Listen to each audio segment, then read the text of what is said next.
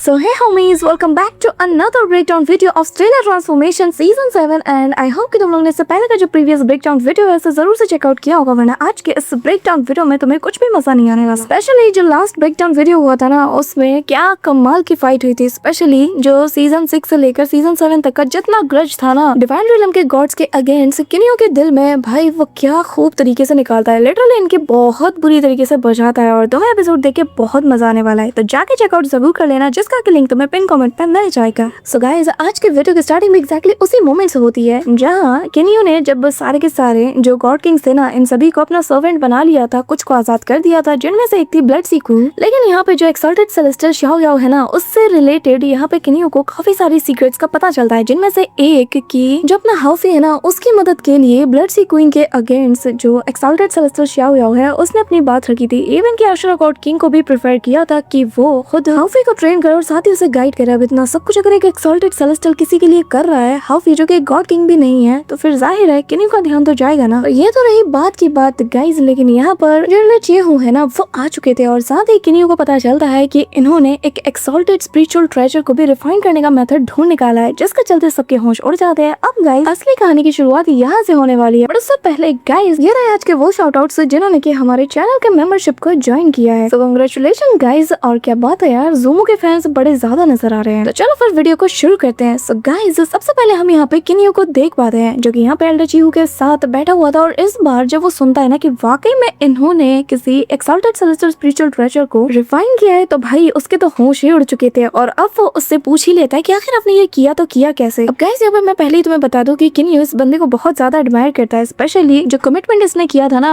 किनियो के सामने कि जब तक वो एक्सल्टेड सेलेस्टियल स्पिरिचुअल ट्रेजर को रिफाइन नहीं कर लेता या फॉर्ज नहीं कर लेता ना, तब तक वो वापस नहीं आएगा मॉर्टल रियलम से। यहाँ पे तभी ये एल्डर बताने लगते हैं कि तुमने सही कहा और मुझे आज भी वो बात याद है और फाइनली मैं तभी लौटा जब मैंने इसे फुलफिल किया। अब वो बताने लगते हैं कि मैंने अपनी सोल को ना उसकी लिमिट तक पुश किया और एट द एंड मैं बहुत ज्यादा खुश हूँ कि हेवन ने मुझे नकारा नहीं, बल्कि उसने मेरा साथ दिया और मैं फेल नहीं हुआ। ये कहते हुए वो जोर जोर से हंसते हैं। अब यहाँ पे जो बेम्बू फॉरेस्ट गॉड किंग थे ना, उनसे रहा नहीं जाता, वो इमीडिएटली उसके पास जाकर कहने लगता है कि चीहू, तुम्हें नहीं लगता कि तुम्हें ये सारी बातें बाद में बतानी चाहिए, जल्द से जल्द पहले हमें वो ट्रेजर दिखाओ। मैं देखने के लिए एक्साइटेड हूँ, बहुत ज्यादा एक्साइटेड हूँ, सच बता रहा हूँ, मैंने आज से पहले किसी भी एक्सल्टेड सेलेस्टियल स्पिरिचुअल ट्रेजर को नहीं देखा। यहाँ पे हम देख पाते हैं कि जब लियार अंकल यी फैंग को इतना ज्यादा एक्साइटेड होता हुआ देखते हैं ना, तो वो किनियो से कहने लगती है कि मैंने आज से पहले कभी भी इन्हें इतना ज्यादा चीयरफुल मूड में नहीं देखा। आज सुजी बताने लगते हैं कि हाँ, सिर्फ हम अपने करीबी लोगों के सामने ही इतना ज्यादा खुल के रह पाते हैं और सच में यी फैंग, मैं खुद हैरान हूँ तुम्हें इस अंदाज में देखकर। अब यहाँ जो एल्डर थे वो यहाँ यी फैंग से कहने लगते हैं कि आखिर मैंने तुमसे कब कहा कि मैं तुम्हें ये ट्रेजर्स नहीं दिखाऊंगा। हाँ, अपना दिल थाम के बैठ जाओ, क्योंकि अब जो चीज तुम लोग देखने वाले हो ना, इसे देखकर तुम्हारी आंखें खुली की खुली रह जाएंगी। और तभी वो अपने पास से उस एक्सल्टेड सेलेस्टियल स्पिरिचुअल ट्रेजर को बाहर निकालते हैं, जो देखकर सबकी आंखें एकदम खुली की खुली रह जाती हैं। वो लोग बस एक टक उसे ही देख रहे थे। तभी हमें यहाँ पे इस ट्रेजर का नाम बताया जाता है, जिसे कि फिक्स एलिमेंटल पर्ल कहा जाता है। और अब इसके पीछे का स्ट्रगल हमें दिखाया जाता है, जहाँ हम एल्डर को देख पाते हैं, जो कि काफी सालों पहले हजारों बार कोशिश करने के बाद, नाकाम होने के बाद, बहुत बुरी तरीके से इंजर्ड होने के बाद जमीन पे पड़े हुए थे और कह रहे थे कि 3 रियलम्स के सुप्रीम ट्रेजर को फॉर्ज करने से पहले मैंने कभी भी अपनी बॉडी और अपनी सोल को उसकी हद तक कभी भी पुश नहीं किया, बल्कि मुझे कभी इसकी जरूरत पड़ी ही नहीं। लेकिन आज मैं पीछे नहीं हट सकता, आज मैं अपनी हर एक लिमिट को सरपास करके रख दूंगा। ये कहते हुए वो हवा में फ्लोट करने लगता है और उनकी सोल के काफी सारे पीसेस होकर चारों डायरेक्शन से उनकी सोल एग्जैक्ट अमाउंट में जो हीट को है वो जनरेट कर रही थी। साथ ही यहाँ पर सारी पावर को एक साथ एक जगह पे फोकस करते हुए यहाँ पे सारे के सारे जो मेटल्स थे ना, सारे के सारे जितने भी यहाँ पे एलिमेंट्स थे, उन सभी को ये लोग मेल्ट करना शुरू कर देते हैं, ताकि वो जो ट्रेजर है वो बनके तैयार हो जाए। अब यहाँ पे एग्जैक्ट फोर्स डालने के बाद भी ये लोग बिल्कुल भी इसे मेल्ट नहीं कर पा रहे थे। तभी यहाँ पे जो एल्डर थे वो कहने लगता है कि चाहे जो हो जाए, मैं अपनी जान की बाजी भी लगा दूंगा, लेकिन आज तो मैं इसे फॉर्ज करके रहूंगा। अब यहाँ पे हम देख पाते हैं कि वो अपनी पूरी जी जान लगा देते हैं, इवन कि उसकी सोल्स भी यहाँ पे पूरी तरीके से डिसअपीयर हो जाती है और यहाँ उसकी बॉडी का तो तुम पूछो ही मत। तभी अचानक से एक ह्यूज सा एक्सप्लोजन होता है, सारे पेड़ पौधे भी मुरझा चुके थे, लेकिन सडनली यहाँ पर इनमें जान आने लगती है। यहाँ पे वो जो ट्रेजर था वो बनके तैयार होने लगता है और धीरे धीरे करके आसपास की सराउंडिंग्स की जितनी भी एनर्जी थी, जितनी भी पावर थी, वो उसे गैदर करने लगती है। और तभी यहाँ पे वापस से एल्डर चूहे का जो सोल फॉर्म है वो यहाँ पे क्रिएट हो जाता है और जैसे ही उसे हो जाता है वो यहाँ पे देख के हैरान था कि वो अभी भी जिंदा है और वो कहने लगता है कि मुझे ऐसा लग रहा है कि सच में ये कोई सपना है। मुझे पूरा यकीन था कि जिस रास्ते पे मैं चल रहा हूँ ना, इस रास्ते में मेरी मौत तो तय है, लेकिन ऐसा लग रहा था कि जैसे मेरी सोल पूरी तरीके से इस आर्टिफैक्ट से इंटैक्ट में आ चुकी थी, इवन कि मेरी बॉडी भी इससे जुड़ चुकी थी। तभी तभी वो अपने पास से उस ट्रेजर को बाहर निकालता है, जो देखकर वो काफी ज्यादा खुश हो जाते हैं। अब तभी आसपास जो बाकी सारे छोटे छोटे पर्ल थे ना, वो भी रोटेट कर रहे थे एंड देन सडनली वो उसके पीछे आकर उसके रिंग का शेप ले लेते हैं और यहाँ पे वो बताने लगते हैं कि ये जो फिक्स एलिमेंट पर्ल है ना, इसकी मदद से मैं वापस से गॉड किंग रियलम में आ गया। जिसके बाद हमें दिखाया जाता है कि आखिर ये प्रोसेस कैसे काम करता है। तो बेसिकली उसने यहाँ पर उस आर्टिफैक्ट का यूज किया, उसकी फुल पावर को अनलीश किया, जिसके चलते गॉड रियलम तक जाने तक का उसका रास्ता बन गया और वो वापस से अपने गॉड किंग वाले फॉर्म में आते साथ यहाँ पे आ चुका। अब यहाँ एल्डर प्रेजेंट टाइम में किनी और बाकी सबको बताने लगते हैं कि जब तक मेरे हाथ में ये ट्रेजर है ना,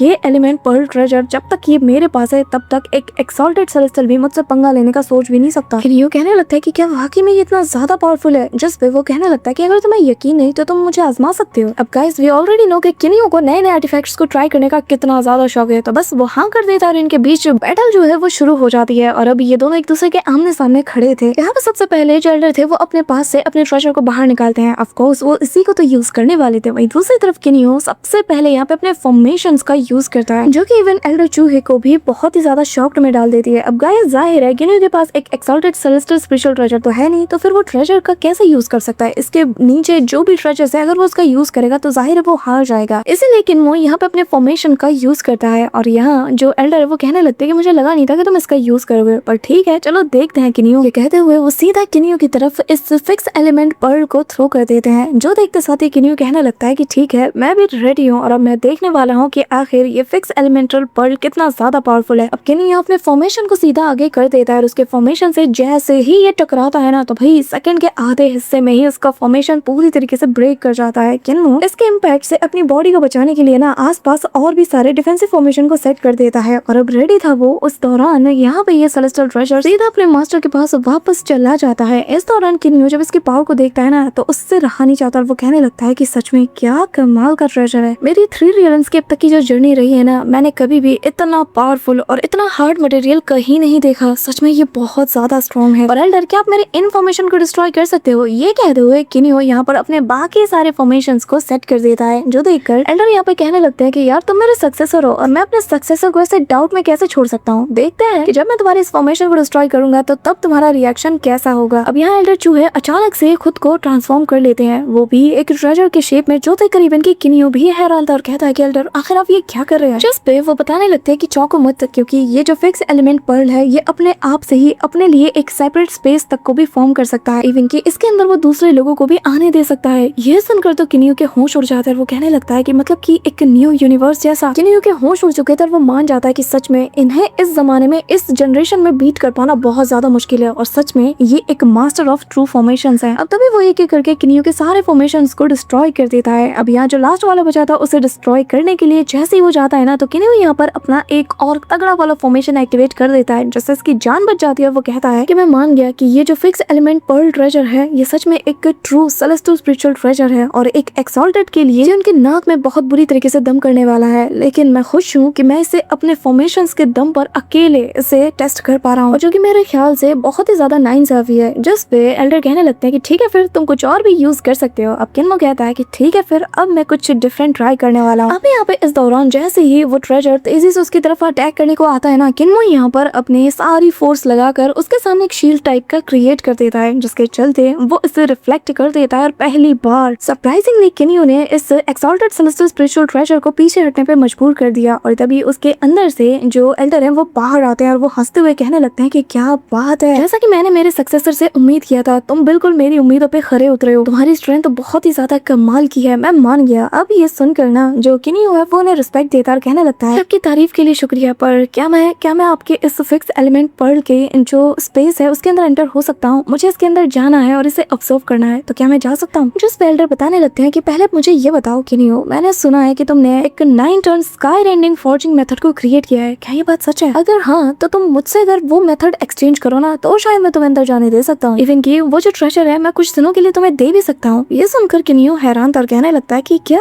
9 टर्न स्काई रेंडिंग, बस इतना ही? अगर आप मुझे 10 टर्न स्काई रेंडिंग कहते ना तो भी मैं मान जाता। जो सुनकर तो एल्डर भी यहाँ पे जोर जोर से हंसने लगते हैं और कहते हैं कि फिर तो यार मैंने घाटे का सौदा कर लिया। अब ऐसे ही दिन बीतने लगते हैं और तभी हम एक शाम का नजारा देखते हैं जहाँ पर सब कुछ नॉर्मल लग रहा था मिस्ट सिटी के अंदर। तभी यहाँ पे हम देख पाते हैं कि जो अपना हाउफी है वो काफी ज्यादा पैनिक कर रहा था और यहाँ पे वो बस प्रे कर रहा था कि जल्द से जल्द ये लोग बाहर आ जाए। वो कहने लगता है कि पता नहीं ज़ीशिया कैसी होगी, वो ठीक होगी ना? यहाँ पे उसे इतना पैनिक करता हुआ देखकर जो अपना किनियो क्यों है उससे रहा नहीं जाता। वो कहने लगता है कि हाउफी तुम्हें इतना ज्यादा नहीं सोचना चाहिए और इतना पैनिक मत करो, सब ठीक होगा। अभी लियार भी बताने लगती है कि हाँ इतना मत सोचो, वैसे भी होंग यून अंदर है, वो अपना बेस्ट दे रही है और वो उसका ख्याल रख रही है, उसे कुछ नहीं होगा। लेकिन यहाँ पे हाउफी को सुकून कहाँ आता है। वो यहाँ पे जो मास्टर जिया से कहने लगता है कि अंकल लैन आप बताइए जीशिया बिल्कुल ठीक होगी ना, उसे कुछ नहीं होगा ना। इन लोगों को अंदर गए हुए कितना टाइम हो गया और अभी तक कोई खबर नहीं आई है, मुझे टेंशन हो रहा है। अब सबका सेम ही जवाब होता है कि चिंता मत करो यार, वो बिल्कुल ठीक होगी, सब कुछ ठीक हो जाएगा। किन्यू बताने लगता है ये तुम्हें याद नहीं है कि तुम्हारी भाभी यानी कि लियार जब किन्सी को जन्म दे रही थी उसे कितना टाइम लगा था। तो बस हर चीज का एक प्रोसेस होता है जिसमें तुम कुछ भी नहीं कर सकते, तुम्हें बस यहाँ पे सब्र के साथ इंतजार करना है।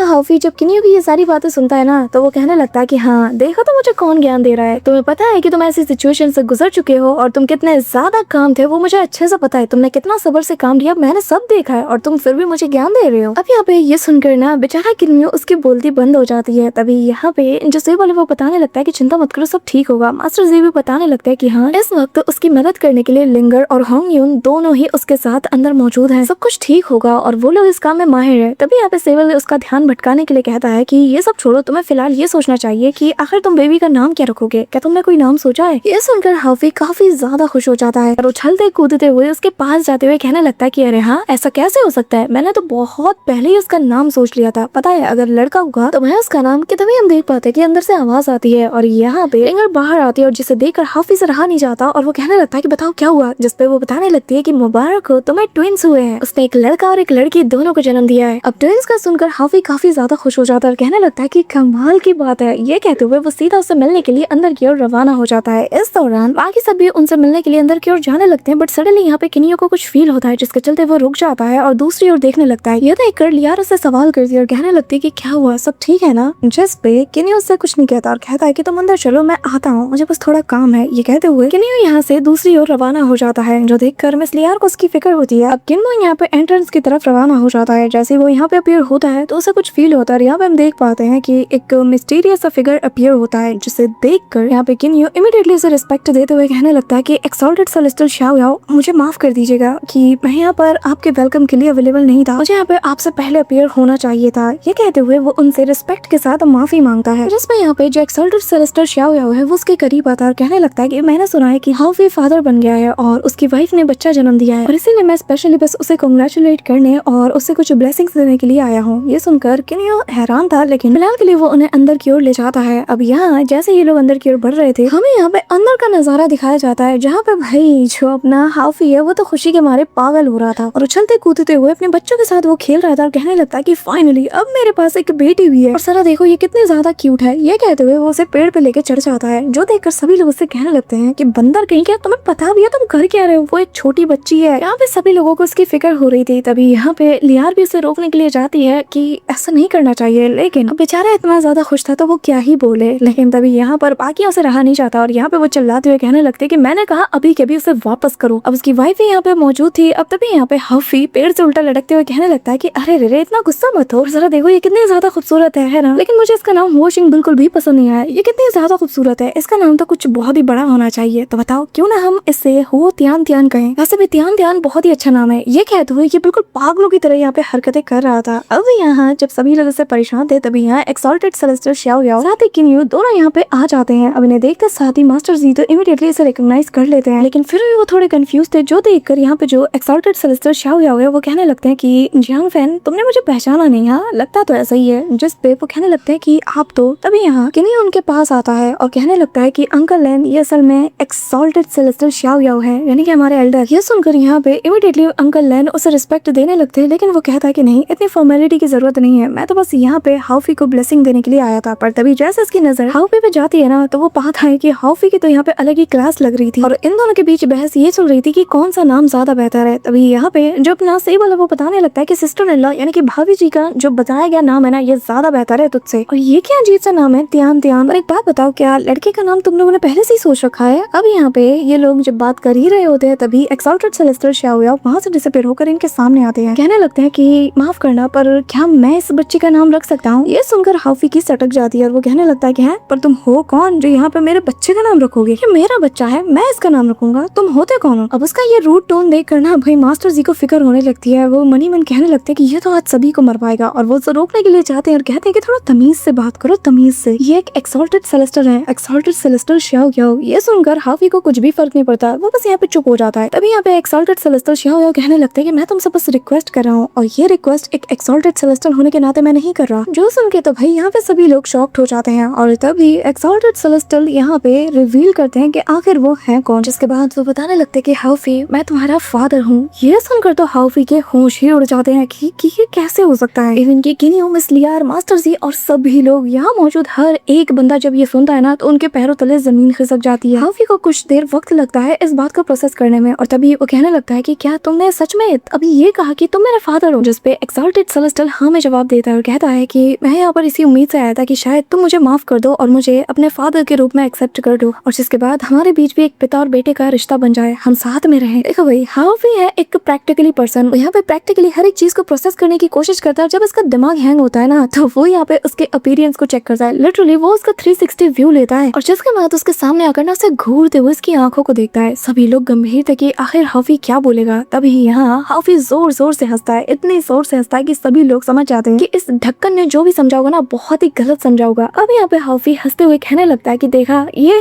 आज का सबसे बड़ा मजाक है। तुम लोगों ने क्या सोचा कि हाफी इतना पागल है कि इतना कॉमन सा मजाक नहीं समझेगा। मैं इतना बुद्धू हूँ कि कोई रैंडमली उठ के आएगा एक दिन और मुझसे कहेगा कि मैं उसका फादर हूँ और मैं मान जाऊंगा। हाँ, कभी नहीं, ऐसा कभी नहीं हो सकता। ये कहते हुए वो अपने वेपन को बाहर निकालता है और स्टिक को बाहर निकालते साथ ही कहता है कि तो क्या हुआ, ये एक एक्सॉल्टेड सेलेस्टर है। अगर ये ऐसे मेरे सामने बकवास करता रहेगा ना तो मैं इसका मार मार के भरता बना दूंगा, भगा दूंगा यहाँ से। एक्सॉल्टेड हो गए तुम अपने घर पे, समझे? इतना मारूंगा जितना मैंने आज तक किसी को नहीं मारा। दोबारा मैं मौका नहीं दूंगा और मेरे सामने ये बकवास कर मत देना। यहाँ पे उसे इतना ज्यादा भड़कता हुआ देखकर जो किनियो है वो उसे संभालने की कोशिश करता है और कहता है कि हाफी थोड़ा शांत हो जाओ, एक बार उनकी बात सुन लो। तभी यहाँ पे एक्सॉल्टेड सेलेस्टर श्याओ याओ समझ आते हैं कि ऐसा तो ये मानने नहीं वाला, तो वो यहाँ पर अपनी पावर को अनलीश करते हुए हवा में फ्लोट करते हैं। जो देखकर यहाँ पे हाफी को ये लग रहा था कि ये बंदा मुझे छेड़ रहा है, तो वो हवा में जंप करते हुए कहने लगता है कि अच्छा, तो तुम यहाँ पे अपनी चीप ट्रिक्स का यूज करके मुझे गुमराह करने की कोशिश कर रहे हो, अभी भी अपने स्टूपिड से मजाक के साथ तुम टिके हुए हो। ये कहते हुए हाफी अपने स्टिक को चला के मारता है, और यहाँ जिसके चलते सब कुछ ऐसा नॉर्मल सा होने लगता है। और तभी हाफी कहने लगता है कि तुम इतने भी ज्यादा स्ट्रॉन्ग नहीं हो जितना तुम्हारे नाम से ये लोग डरते हैं। तभी यहाँ देख पाते कि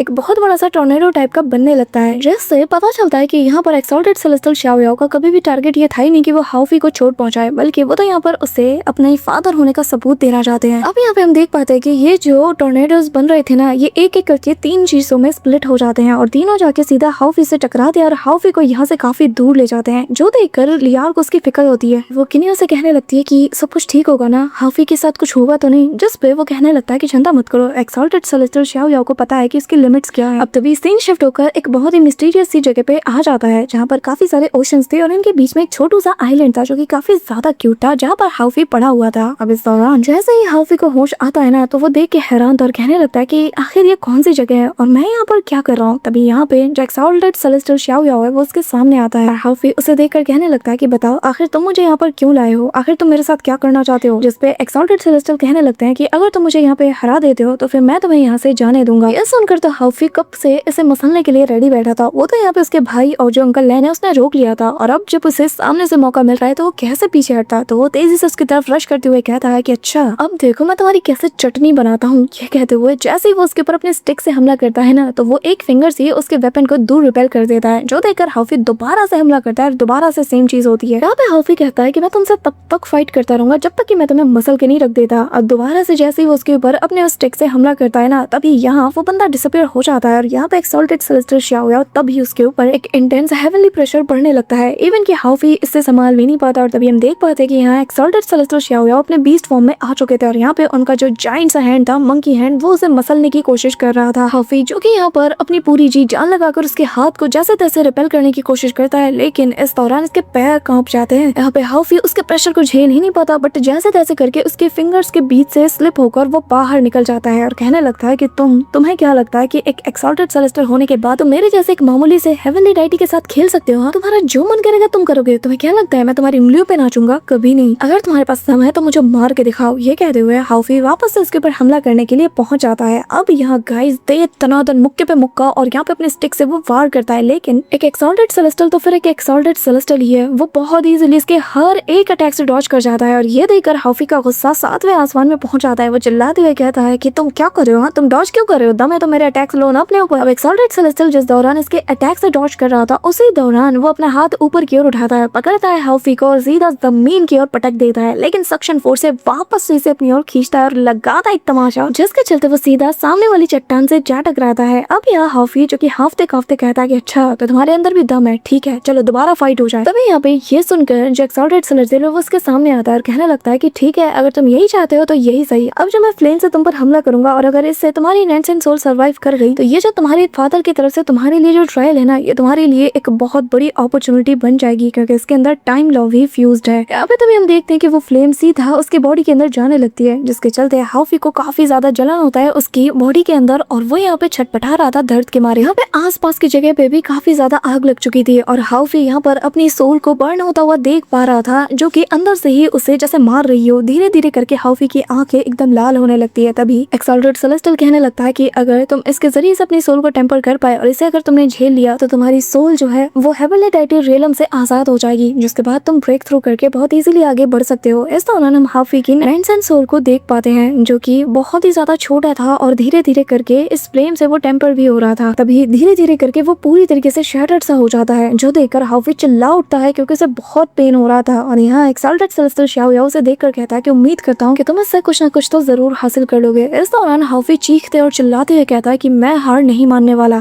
तभी यहाँ पे हम देख पाते हैं कि इस फ्लेम के बीच में उसकी बॉडी जो है वो फ्लोट करने लगती है, उसका बीस्ट फॉर्म भी जैसे एक्टिवेट हो जाता है और उसका सोल भी अब मैच्योरिटी लेवल पे पहुंच चुका था, जिसके साथ ही वो अब इवॉल्व होता है। इसी के साथ हाउफी की सोल भी टेम्पर हो जाती है। यहाँ पर एक अलग ही टाइप का जो फिनोमेना है वो क्रिएट होने लगता है। वहीं दूसरी तरफ यहाँ पवेलियन के अंदर सभी लोग हाउफी और शाओ याओ का इंतजार कर रहे थे। अभी अभी अचानक से आसमान में एक बहुत बड़ा सा पोर्टल बनता है और यहाँ काले बादल छाने लगते हैं और एक तेज लाइट यहाँ पे डिसेंडेंट होती है, जिसके बाद यहाँ पे सभी लोग देख पाते हैं कि हाउफी आ चुका है। लेकिन यहाँ पे सेबल जैसे इसे सवाल करता है कि भाई आखिर तुझे हुआ क्या उसने तुझे परेशान करने की कोशिश की, मुझे बता। तभी वो देखता है कि भाई हाउफी का तो पूरा आओ भाव सब कुछ बदल चुका है। वो कहने लगता है कि आखिर तुझे हुआ क्या है। इसी के साथ गाइस हाउफी यहाँ पे खड़ा होता है अपने वेपन के साथ, अपनी पावर को जैसी वो अनलीश करता है। हमें पता चलता है कि हाउफी अब एक गॉड किंग बन चुका है। हाँ जी, उसने ब्रेक थ्रू कर लिया है। और यहाँ हाउफी की जो इनर स्पिरिट है ना, वो यहाँ पे दहाड़ मारते हुए कहने लगती है कि किसने सोचा था कि एक्सॉल्टेड सेलेस्टियल इतना ज्यादा मेहरबान होगा मुझ पे। तभी यहाँ वो सारी बातें सबको एक्सप्लेन करते हुए बताने लगता है कि सच में मुझे लगा नहीं था कि इतना खड़ूस सा दिखने वाला इंसान इतना ज्यादा मेहरबान निकलेगा। जरा देखो आज मैं गॉड किंग बन गया। यहाँ पे ये सुनकर जो उसकी वाइफ थी ना, वो उससे सवाल करती है कि क्या ये सच है, क्या सच में एक गॉड किंग बन चुके हो। जिस पे हाउफी जोर जोर से हंसता और कहने लगता है कि तुम्हें देखने से क्या लगता है, तुम्हारे सामने मैं खड़ा हूँ, जाहिर है ये सच है। यहाँ पे हाउफी बहुत ज्यादा खुश था और जीशिया के पास जाकर उसे हक करते हुए कहता है कि फाइनली हमारी फैमिली कंप्लीट हो गई और अब तो खुशी का दुगना मौका है। अब यहाँ पे वो जीशिया समेत सभी को पकड़ पकड़ के अपने कपड़े दिखाने लगता है कि देखो ब्रेक थ्रू के बाद मेरा पूरा ओबीडियंस बदल गया। यहाँ पे सभी लोग उसकी चर्चा कर रहे थे, लेकिन यहाँ पे किन्यू इन्हें देख कर ना बहुत ज्यादा खुश था और वो लियार से कहने लगता है कि कितना अच्छा होता है ना जब एक बाप और बेटा ऐसे मिल जाते हैं, और मैं चाहूंगा कि हाउफी और उसके फादर के बीच में सब कुछ जल्द से जल्द ठीक हो जाए। ये कहते हुए जैसे वो लियार की तरफ देखता है तो वो काफी ज्यादा उदास नजर आती है, जो देखकर किन्यू समझ जाता है और वो मन में कहता है कि कहीं इसका मतलब ये तो नहीं कि लियार को भी अपने घर की, अपने पेरेंट्स की याद आती है। अब यहाँ किन्यू लियार की तकलीफ को समझने की थोड़ी देर के लिए कोशिश करता है और तभी वो एक फैसला करता है। अब गाइस तुम जानते हो कि जिससे तुम सबसे ज्यादा प्यार करते हो ना, उससे तुम कभी उदास देख ही नहीं सकते, और किसी चीज के चलते वो सफर करे वो तो बिल्कुल भी नहीं, क्योंकि जिससे आप प्यार करते हो उसे आप हमेशा खुश देखना चाहते हो हर सिचुएशन में और जितना पॉसिबल हो, लेकिन आपके ईगो या किसी चीज के चलते वो तकलीफ में रहे, ये बिल्कुल भी नहीं। और ये उम्मीद करना भी गलत है, क्योंकि चाहत कभी भी सेल्फिश नहीं होती, और यहाँ पे किन्यू ये बात सबसे अच्छे से जानता है। अब किन्यू यहाँ मास्टर जी से कम्युनिकेट करता है और कहने लगता है कि मुझे आपकी मदद चाहिए। अब गाइस इसके आगे क्या होता है ये तो तुम्हें नेक्स्ट ब्रेकडाउन वीडियो में पता चल जाएगा, जो कि प्रोबेबली तुम्हें कल ही देखने को मिल जाएगी, अगर तुम गाइस फटाफट से इस वीडियो पे 3K लाइक्स और 300 कमेंट्स पूरे कर देते हो तो। So that's it for today guys, और अगर तुम वीडियो को यहाँ तक देख रहे हो तो मेक श्योर कि तुम वीडियो को लाइक करके चैनल को सब्सक्राइब जरूर कर रहे हो। तो मिलते हैं मैं तुमसे नेक्स्ट ब्रेकडाउन वीडियो के साथ, तब तक के लिए बाय।